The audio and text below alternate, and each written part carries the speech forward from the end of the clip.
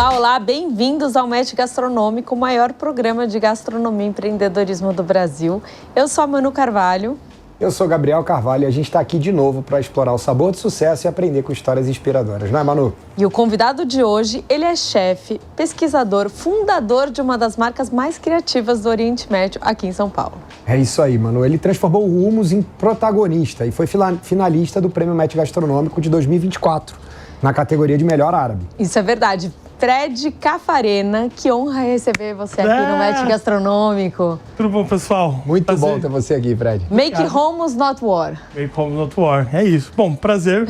Agradeço muito estar aqui, por ter participado no ano passado do prêmio e esse ano poder estar aqui e dividir um pouquinho da minha história com vocês. E esse ano você, inclusive, vai votar no prêmio, tá? Todo mundo que vem... Aliás, o prêmio é de quem vem ao programa, então você vai ter o seu voto lá. Ah, que legal, que honra.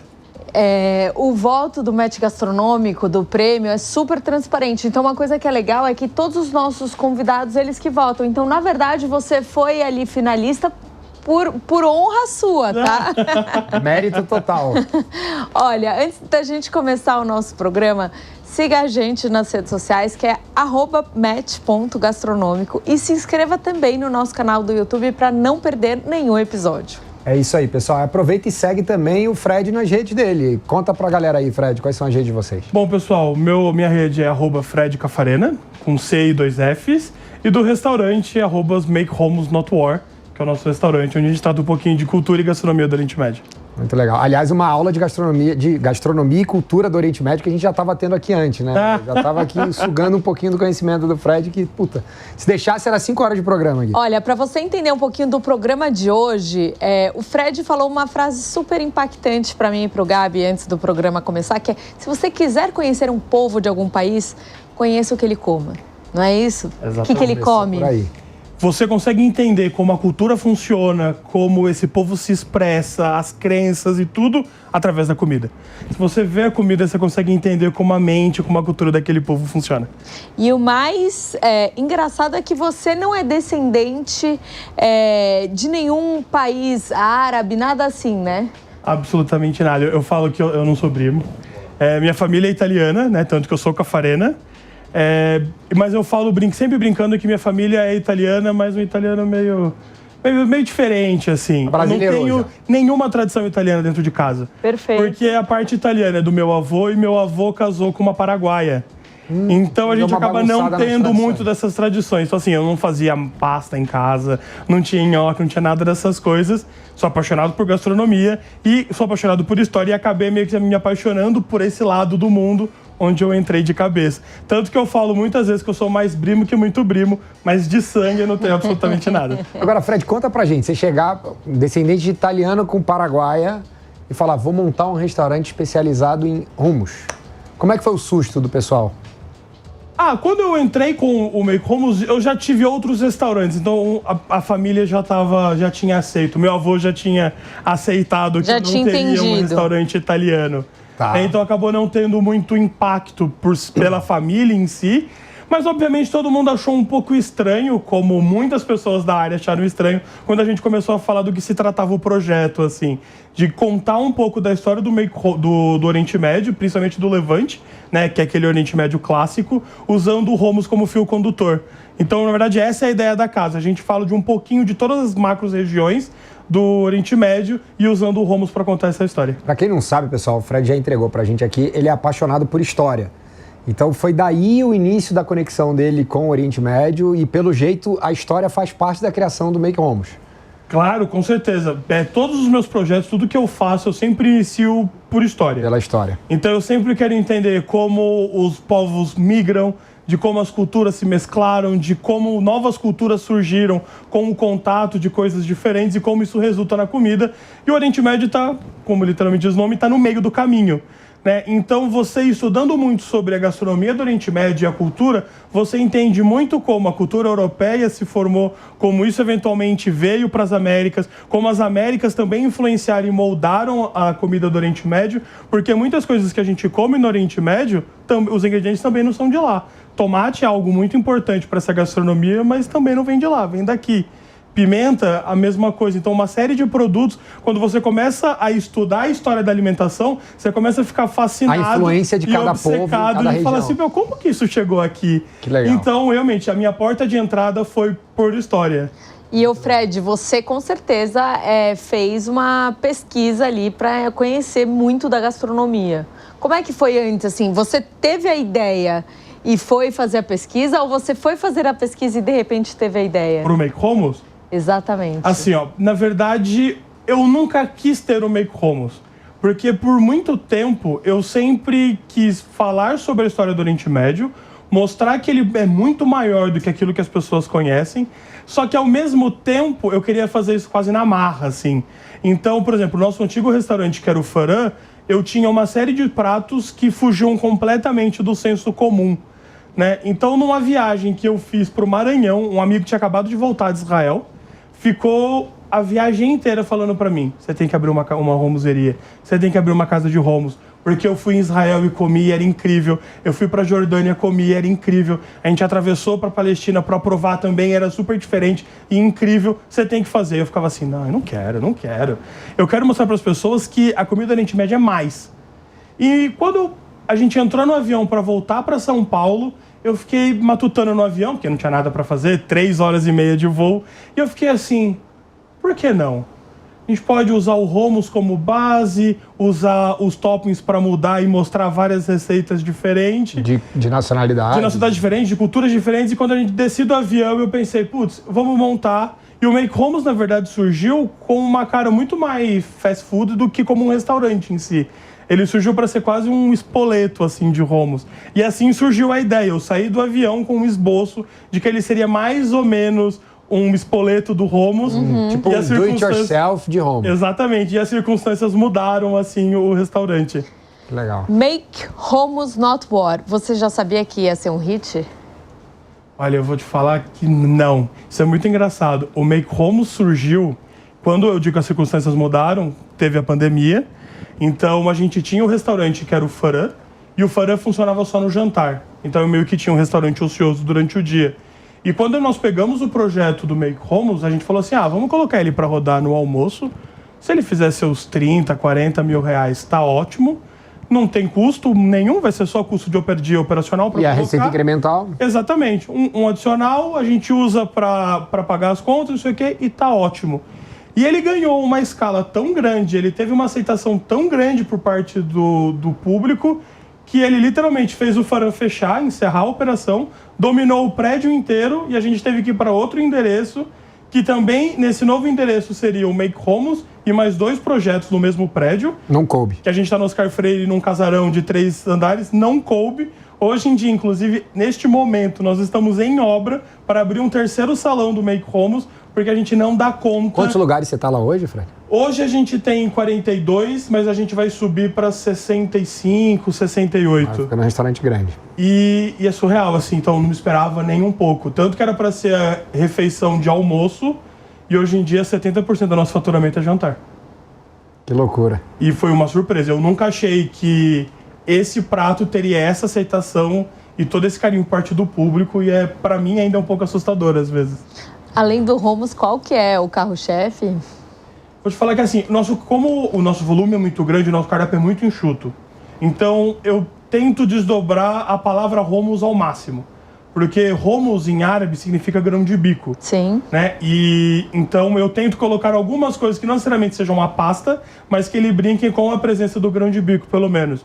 Mas assim, os nossos hits de sucesso são os hummus, obviamente. E das entradas, sem sombra de dúvida, é o nosso quibe e o nosso arais. Já quero provar. Quero provar, estão os 2 aqui, né? Estão os 2. Que o arais, inclusive, é surreal, assim, porque o arais, ele surgiu no cardápio do restaurante por um festival que a gente participou há uns 3 anos atrás. E eu coloquei no cardápio pra gente testar na operação pra como ia ser no evento. E nunca mais consegui tirar. Quero provar, acho que a gente podia ver o que tem aqui. Não é, Gabi? Estamos gravando hoje muito perto da hora do almoço. Não é? Meio... Você almoçou hoje? Almocei correndo, ainda comi pouco, porque eu já sabia que ia ter comida boa. Eu trouxe pra vocês o quibe do seu Jacó, que é aquele ali, que é um quibe levantino. As pessoas me perguntam no restaurante Por que a gente chama ele de quibe levantino? Porque o quibe, na verdade, é essa casca recheado com alguma coisa. No Brasil, o quibe virou meio que um croquete. Né? Então, muitas vezes você come o quibe e a casca e o recheio é a mesma coisa. Né? E ali não, a gente faz a casca, recheia com carne e tenta manter do jeito mais tradicional possível. Conte. Aqui a gente tem o arais, que ele é uma cafta bovina misturada com queijo defumado, tostado na brasa. Delícia, hein? Então, tanto carne defumado e carne tostada e pão pita tostado na brasa. Sou viciada em arais, né? Arais, isso. Eu sou suspeito. Olha aqui, gente. Já vou roubar um Ansiosa. pedacinho do quibe aqui, eu não vou resistir, não. Daqui pra ver. Mostrando aqui esse sucesso, que é o arais. É como se fosse um beirutinho, que não é beirute. Porque, na verdade, a carne ela é totalmente diferente, né? E o pão também. Mas é só pra explicar pra quem tá escutando a gente. É como fosse o sanduíche do Beirute, é um sanduíche no pão pita. É isso. Né? Mas a diferença é que esse você coloca a cafta dentro do pão pita e faz na brasa. Né? Então, meio que você assa os dois praticamente juntos. Assim. Ah, você bota no pão cru ainda. Não, já no pão cozido. Tanto que o arais é quase uma lenda urbana, assim, porque vários países acabam meio que tendo uma versão ou algo muito parecido. Tanto que eu sempre explico brincando que muitas receitas do Oriente Médio, para não entrar na pira de quem é o detentor da patente, porque meio que isso não existe. Como você tem uma sinergia cultural muito grande, como aquela região já foi parte do império, de alguns impérios, em algum momento os povos trocavam muita cultura e muitos hábitos, então a gastronomia meio que também se mescla um pouco. É claro que cada povo, cada cidade, cada família acaba tendo muitas suas peculiaridades nas receitas, é muito personalizado, mas não dá para exatamente firmar quem inventou. Mas você vai encontrar uma série de versões desse mesmo prato. Do arais. Né? Do arais. E dos outros a mesma coisa. E Fred, conta um pouco pra gente. Você já visitou Síria, Líbano, Marrocos, Emirados Árabes, enfim. Como é que essas viagens aí, provavelmente de muito estudo, influenciaram o que você faz hoje lá no Make Homes? Claro, porque assim, ó... Rouba um pedacinho de pão pra mim, Gabi. A grávida aqui quer comer. Esse pão pidinho é bem gostoso. Fantástico. Você quer comer com a gente também ou já come isso todos os dias? Eu fico feliz em ver vocês comendo, assim, fico realizado. Boa, mas... eu vou falar assim, como eu não tenho essa tradição e como eu sempre quis entender muito como essas culturas funcionavam, então era essencial que, obviamente, quando dá, que eu fosse até os países para conseguir entender, comer e tudo mais. Então, assim, é crucial, é algo que muda a forma de como você enxerga as coisas. Mudou muito a sua cozinha? Mudou muito. Essas visitas foram... Muito, é divisor de Quando você água. criou o Make Home, você já tinha ido a todos esses lugares, ou ainda não? O Make Homes, ele surge depois de um momento mais maduro. Então, sim, eu já havia voltado de uma série de viagens para o Oriente Médio. Legal. Para provar, para aumentar o repertório, conseguir entender essas nuances, porque você vai para o Levante, todo mundo tem Homes. Tá bom. Mas à medida que você vai provando, você vai vendo que por Cada mais... um é diferente do outro. Exatamente. E assim, não é só uma quantidade de sal, são detalhes que mudam, a cremosidade, a quantidade de tahine, a variedade do grão de bico. Então tem uma diferença bem grande, assim. E à medida que você vai viajando e vai conhecendo esses povos, você começa a entender do porquê das diferenças dessas nuances no prato, assim. É muito enriquecedor, assim. Legal. Você que estava contando um pouquinho, né, que gosta muito de cultura do Oriente Médio, qual foi o lugar que você mais gostou de visitar, assim, que talvez mais represente um pouquinho mais? Eu sei que é difícil escolher entre os filhos, né? Eu vou te falar que não, porque eu morei em Istambul. Ah, então... Embora Istambul tecnicamente não seja exatamente Oriente Médio, mas culturalmente tá ali, então não estaria tão fora. Mas assim, Istambul mora eternamente no meu coração. Eu sempre falo brincando que tem um país que me fez tremer assim, que é Líbano. Se vocês tiverem oportunidade um dia, o Líbano... Fantástico. É incrível. É incrível porque, assim, a cultura brasileira, a gente tem o período de colônia, então os portugueses e tudo mais, e depois você tem o período de migrações para cá, onde a gente começa a formar o nosso perfil de identidade. né? Então a gente tem migração de italianos, que é algo muito forte, migração de outros povos da Península Ibérica, né? Então você acaba tendo outros objetivos de portugueses e espanhóis estarem vindo para o Brasil, não só nesse período, né? Você acaba tendo colônias japonesas e por aí vai. E você tem muita comunidade árabe, né? A gente tem 3 períodos de migração árabe para o Brasil. E eu sempre falo brincando que não tem... A comida árabe para o brasileiro é uma comida de infância, independente se você tem ligação ou não. Tanto que eu sempre falo brincando que, assim, eu faço comida árabe, não sendo árabe, mas para mim também é comida de infância. Porque... Eu como comida árabe uma vez por semana, né? Exatamente. É super normal. O Brasil tem uma rede de fast food muito Habib's, famosa, né? enorme, que é o Habib's, um beijo ao Ney. Pautado na culinária árabe, né? Fez parte da nossa vida. Eu digo mais do que isso, assim, o Habib's, ele é o responsável pela massificação da comida árabe. Concordo. Eu acho que ela rompeu muito a bolha dos restaurantes étnicos exatamente por causa do Habib's, porque de norte a sul as pessoas conhecem. Eu sempre conto brincando, inclusive já falei para eles uma vez, que quando eu era criança eu morava em Campo Grande, no Mato Grosso do Sul, e em Campo Grande não tinha Habib's. Então nós morávamos em Campo Grande, mas minha família morava em São Paulo, a família dos meus pais. Então todas as férias que nós víamos a São Paulo, ou São Paulo capital, ou Presidente Prudente, que é São Paulo interior, fazia parte da viagem ir ao Habib's e antes de voltar para Campo Grande levar uma caixa. Eu achava um máximo. Ô Ney, aproveita, tá comendo bola aí, já aproveita e faz uma collab aqui com o Fred e já solta uma receita de Mas eu vou te especial. falar que esse ano a gente tem um evento no restaurante que a gente faz todos os anos, que é um jantar que a gente serve no 25 de março, que é o dia da comunidade árabe, e todo ano a gente lança um menu, sempre fechado, inspirado na diáspora árabe no país ou nos países árabes. E esse ano a gente tratou da cozinha árabe brasileira, da cozinha árabe paulistana. Por quê? Porque essa gastronomia que a gente tem árabe no Brasil, eu vou falar uma coisa que eu sei que alguém vai ficar triste, é completamente diferente do que tem no Oriente Médio. Mas é impossível ser igual. Qualquer gastronomia tem ingredientes, tem sim, com cultura. certeza. Não, mas ainda existe um porquê a mais ainda. Porque, na verdade, essa é uma cozinha que a diáspora evoluiu aqui. Perfeito. Então, esses povos vieram para cá, se estabeleceram no Brasil e cultura não morre, lembra? Gastronomia é cultura. Então, à medida que as pessoas se restabelecem aqui, continuam criando vida, criando raízes, naturalmente essa gastronomia se transforma. Não é uma questão de ser melhor ou pior, eu acho maravilhoso. Só diferente. Mas é diferente. E a gente serviu, e um dos tempos desse menu era uma caixa do Habib's. Que legal. Que eu confesso que eu fui no Habib's, subornei o garçom e a gente comprou 40 caixas do Habib's e a gente servia no restaurante uma caixa Habib's com uma homenagem nossa dentro das caixas. Que legal. Foi super legal. E é legal, né, Gabi? A gente vê ações de marketing ligadas também à gastronomia, porque isso é uma ação de marketing ligada à gastronomia. A gente vê o Pérez fazendo bastante isso também. Eles são os reis. Muito, né?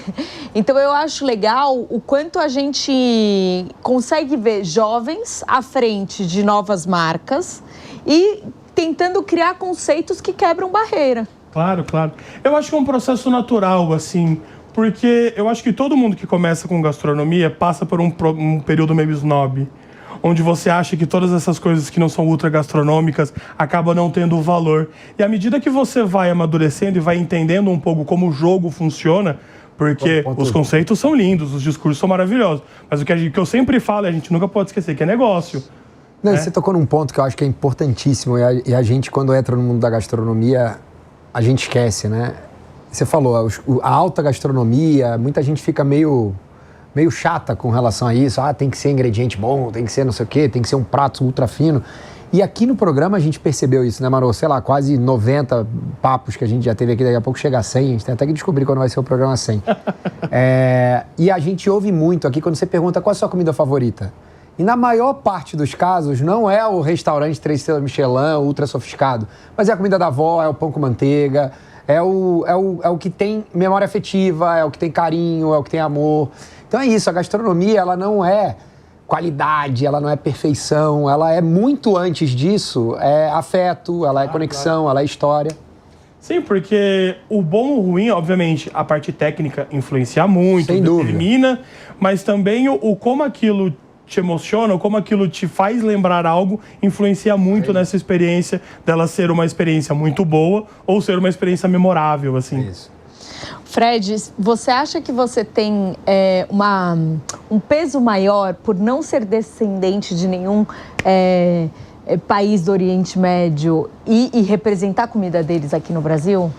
Olha, eu vou te falar que no início da minha carreira eu me sentia muito pressionado por não ter e me sentia até muitas vezes um impostor de tentar estar utilizando um discurso que não fosse meu. Mas à medida que eu fui trabalhando, fui estudando muito, fui amadurecendo, eu entendi que também faz parte da minha cultura e ao mesmo tempo eu acho que me dá liberdade para conseguir ser um agente dessa gastronomia. Por quê? Eu nunca me proponho a servir nada tradicional. E eu sempre que eu recebo alguém da comunidade ou algum estrangeiro que vem do Oriente Médio, eu sempre começo conversando que é uma inspiração, é uma homenagem, é a minha visão, não é comida tradicional. Tanto que a gente fala no Make Hummus que o nosso objetivo é sempre ser o segundo melhor. Eu não quero ser o melhor hummus, eu quero ser o segundo melhor hummus. Porque eu tenho certeza que o melhor é da sua mãe, da sua avó, da sua tia, o que você comeu lá e relembrou a família do seu pai que teve que mudar, eu tenho certeza disso. Então, se a gente for o segundo melhor, o nosso objetivo está completo. Olha que speech maravilhoso, né, Gabi? Sensacional. Sensacional. E me conta uma coisa, você também é curador de eventos, né? Como é que funciona? Você tem um projeto que ocupa o Meyhane, é isso? Isso, a gente tem... Curadora, obrigado pelas palavras. A gente tem... Eu fiz 2 projetos grandes no período que a gente tinha mais tempo. Hoje em dia, a gente tem muita pressão para voltar com esse projeto, mas pode ser que um dia volte.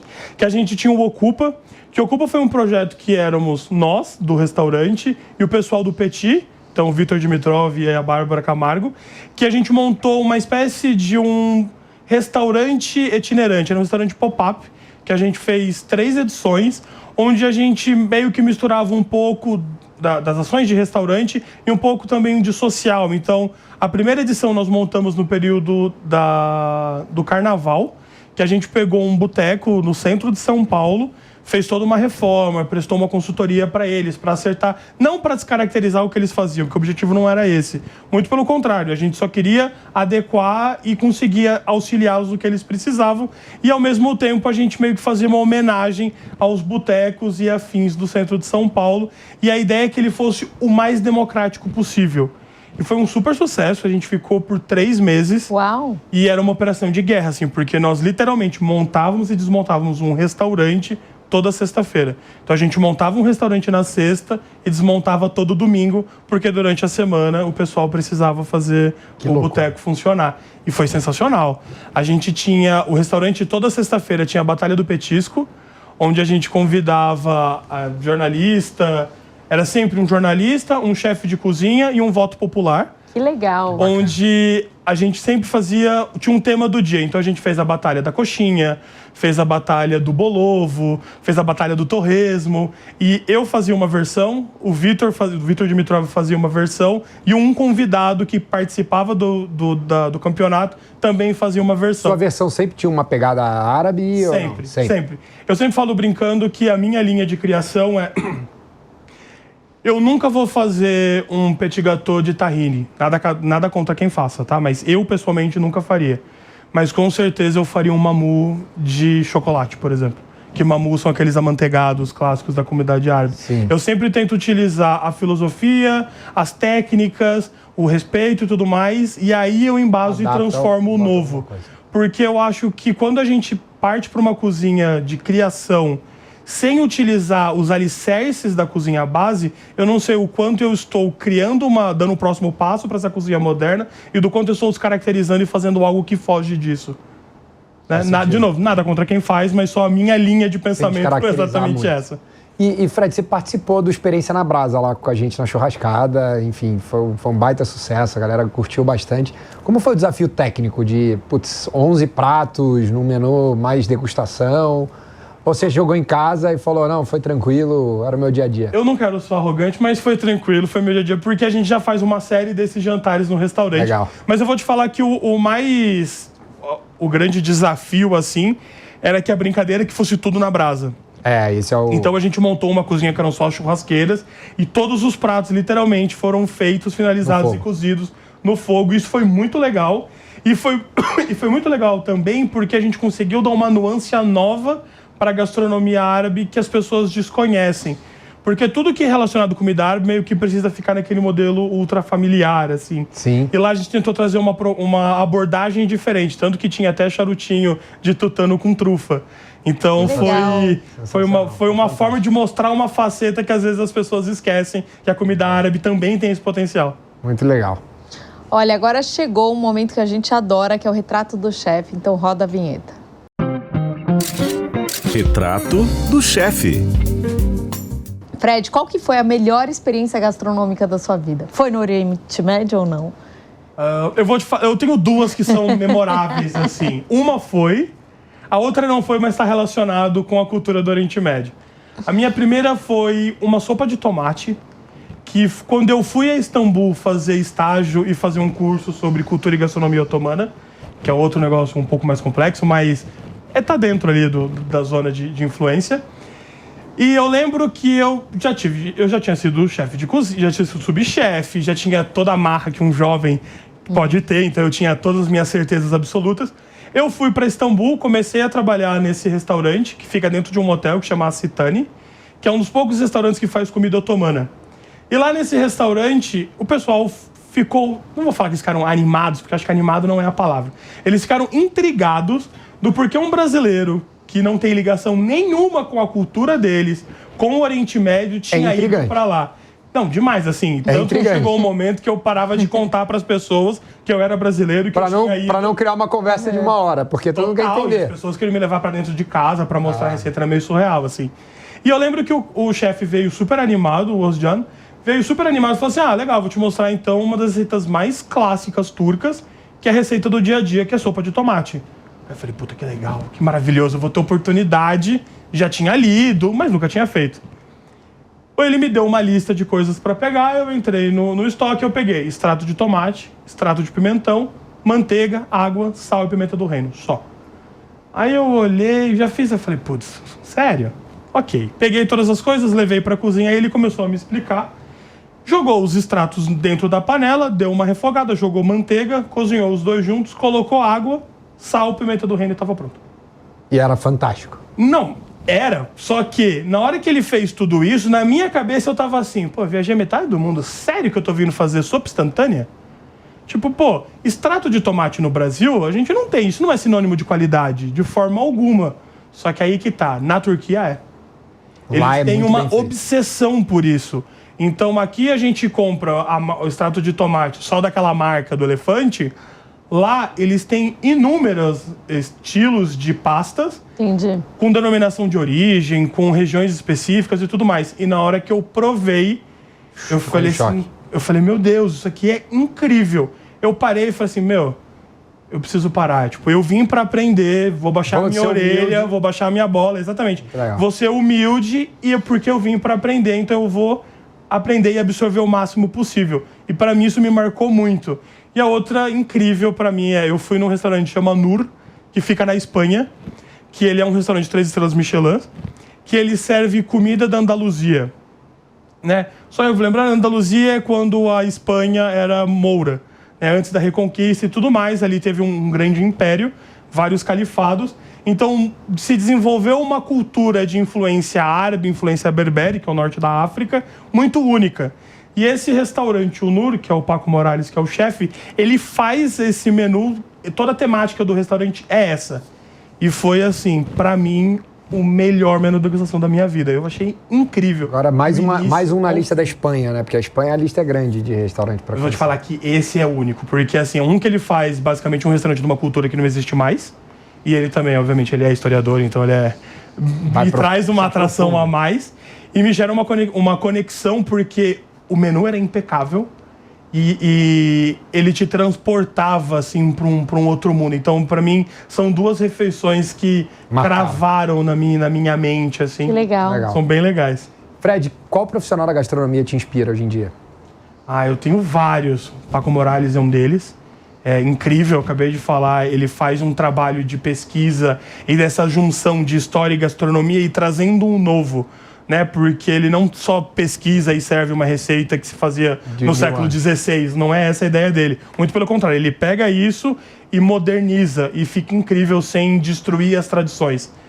Maksud Ashkar, que é um chefe turco. Eu sempre falo brincando que ele tá entre um Rodrigo Oliveira ou um Alex Atala da Turquia, assim. Legal.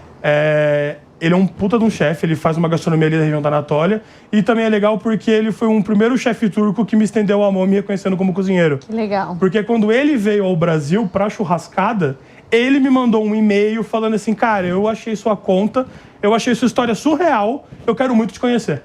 Que legal. E disso a gente virou amigaço. E eu já tinha ido ao restaurante dele em Istambul, impecável, que é o Neolocal. Incrível, assim. Fora ele, tem o Musa, que é o turco que tá na Netflix. Que, de novo, todos esses chefes que tem muito esse apelo de história, gastronomia, são chefes que me movem, assim. E o Musa tem uma coisa muito legal. Porque o Musa, ele é o chefe do Tia, que são 2 restaurantes turcos que ele tem toda um projeto de vida de resgatar as receitas que estavam se perdendo dentro da Turquia. Quando os turcos estavam brigando por quem exatamente detém o povo, que detém tal receita, ele estava perdendo o tempo dele catalogando tudo isso e levando para dentro da cozinha. Manter essa história. Exatamente, para manter. E o Brasil tem o Alex Atala, não tenho o que falar. A gastronomia brasileira não estaria no nível que ela é se não fosse o cara. Rodrigo Oliveira é incrível, Bel Coelho, incrível, Manu, aí minha lista... Muitos já tiveram. Agora só vale nomes de restaurante onde os chefes comem. Onde os chefes comem.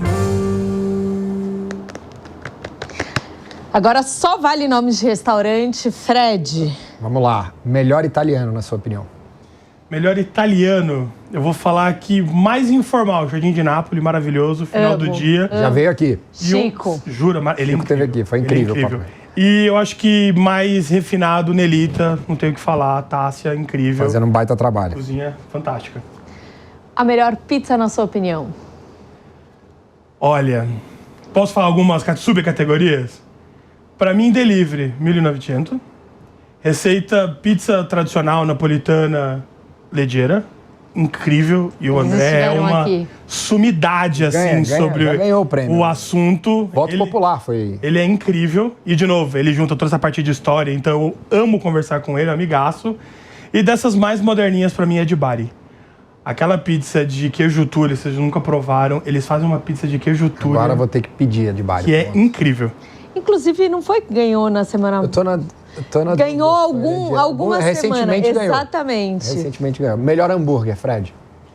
Hambúrguer, eu não sou o rei dos hambúrgueres, incrível que pareça, mas ZDL, não tenho o que falar. Leva aqui. E o Shepa também, lá no Santa Cecília, eles fazem um hambúrguer na brasa que é impecável. O melhor árabe depois do Make Homes. Olha, melhor árabe, tinha um pra mim, que eu vou só citar porque ele não existe mais, que era o Monte Líbano, que ficava na 25 de março, que era incrível, era impecável. Pra mim foi o restaurante árabe mais próximo não, era idêntico ao que eu havia comido no Líbano. Incrível. Depois disso, esfirra, Effendi, melhor esfirra da cidade. Não conheço. Nossa, é incrível. Aliás, pra quem não sabe, o Fred fez um guia de São Paulo. Isso, exatamente. Tanto que a gente tem uma brincadeira que a gente fala que não existe o melhor. A gente sempre divide por prato que você tá afim de comer, assim. Tem um mapinha de São Paulo aqui com as opções. Exatamente, a gente fez um mapa em homenagem à comunidade árabe, colocando os nossos restaurantes favoritos, assim. A gente fez esse guia em parceria com o pessoal é ótimo, né? Em parceria com o Fred Sabag. Então ele fez a curadoria principal e a gente foi só... Já veio aqui no programa também, o Fred. O Fred é incrível. Fantástico, grande amigo. Então assim, esfirra, sem sombra de dúvidas, Effendi. Tem a oportunidade de provar, é incrível. E eu acho que como restaurante, eu amo o quibe cru da Almanara. Algumas pessoas torcem a cara, mas eu acho que a Almanara tem seu valor, assim... Ganha bastante aqui. Parece também. Muito aqui, viu? Sim, a gente perde constantemente pra Almanara, inclusive, nessas premiações. E o pessoal, às vezes o pessoal da cozinha fica meio tipo assim, pô, a gente perdeu pra Almanara. Eu falo, gente, não! A gente perdeu o Almanara. O Almanara, tá tudo certo. O Almanara é incrível, aquilo que eles entregam é fantástico. Legal. Verdade. Fred, melhor comida japonesa? Olha, comida japonesa, eu amo kotori. que foge um pouco dos japoneses tradicionais, assim. Sushi Ginsushi. Ginsushi, isso. Incrível, amo. Quem também já veio é fantástico, eu sou fãzaço. Maravilhoso. E o Yakiniku Yoridokoro, que ele... Sim, Pra mim é um dos melhores restaurantes de São Paulo. Gente. É incrível, impecável. Gosto muito, Esse você vai gostar, muito. mano. Esse eu vou. Esse você vai. Frequento muito, amo os dois. Sempre que possível eu tô lá. É muito legal. Melhor comida brasileira, na sua opinião? Olha, esse é um peso grande, mas assim, pra mim, eu amo como a cozinha e como a cabeça da Manu Ferraz funciona. Baianeira, pra mim, tá sempre no meu auge, assim, porque eu tenho oportunidade que eu quero comer comida brasileira, quero sair pra comer algo familiar, assim, sem sombra de dúvida, Baianeira tá sempre lá. Legal. Melhor sobremesa, Fred, sua opinião. Melhor sobremesa, eu vou falar que assim, eu amo a torta de chocolate do Tantan, não tem como não, quem já provou aquilo Clássico. sabe que é incrível. Mas indo para um confeiteiro, indo mais para restaurante, o arroz doce do Los Dos Cantina é impecável. Nunca provei. Eles fazem um arroz doce com leite de milho, que é incrível, que é da Marimota. Putz, se tiver a oportunidade de provar, é de explodir a cabeça, assim. É um negócio super simples, é muito reconfortante, é até uma maluquice, porque você tá comendo um negócio que teoricamente é mexicano, mas ele tem um gosto de Brasil, assim, é muito bacana. Legal. Não conheço. Bota A sua na comida favorita? Olha, minha comida favorita, eu vou colocar da seguinte forma. Para definir minha comida favorita é depois de um dia cheio de trabalho, que você quer chegar em casa e comer algo reconfortante. E vai ser engraçado que para mim, comida reconfortante em casa depois do trabalho é o estrogonofe da Camila. Eu amo. Um dos maiores clássicos do delivery. Amo. Maravilhoso. Lá também é incrível, já fui muitas vezes até lá. Boa pedida, Fred. Eu adoro. Pedida, muito bom. Fred, o que você não come de jeito nenhum? Então, eu vou ser assim, eu não tenho nenhuma restrição por opção, eu não como porco por causa da religião, a única coisa, mas de resto, o que vier eu como. Eu queria comer cachorro quando eu fui pra Coreia, mas minha esposa não... Eu achei o restaurante, mas minha esposa não quis comer e a gente acabou não indo, mas eu não tenho nenhuma restrição. Eu falo que acho que pra um bom cozinheiro, você pode até não gostar, mas o ideal é que você prove tudo, pelo menos, mas eu não tenho nada que me trave, assim. Até comeria porco, só não como por causa da religião mesmo. Legal. Eu adoro porco, então... Fico com dó de quem não come. Eu falo que a maior saudade são os embutidos. Imagino. Imagino. Fred, uma aula ter aqui você hoje com a gente. Muito obrigada pela sua história inspiradora. Sempre fazendo homos sem guerra, not war. E parabéns, assim, delícia. Amamos ter aqui você com a gente. Um pouco mais, né? E siga com a gente também, o quê? Na nossa premiação esse ano, né? Se prepara para votar. Boa. Esse ano já vai pensando na lista aí, depois a gente manda uma prévia pra você, porque daqui a pouco, né, Manu? É isso. Em novembro já tem o prêmio. É isso aí, Fred, obrigado de novo. E você que curte conteúdos inspiradores como esse, já se inscreve no nosso canal e ativa o sininho pra não perder nenhum episódio. Até a próxima, pessoal, com mais histórias de sucesso. Um beijo.